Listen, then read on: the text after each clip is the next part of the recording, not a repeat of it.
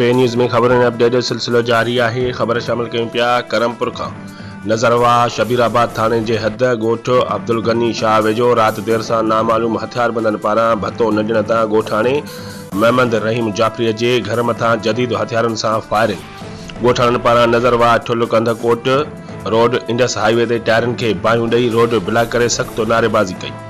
जॾहिं त एहतजाज कंदड़नि محمد रहीम जाफरी, منصب جعفري, صابر حسين جعفري, پپن جعفري ॿियनि चयो त असां IG Sindh DIG लारकाणो SSP Kashmir Amjad Ali Sheikh खे अपील था करियूं त भत्ता खोरनि ख़िलाफ़ सख़्त क़ानूनी कार्रवाई करे असां सां इंसाफ़ कयो वञे, ॿी सूरत में एहतजाज जो दायरो वधायो वेंदो।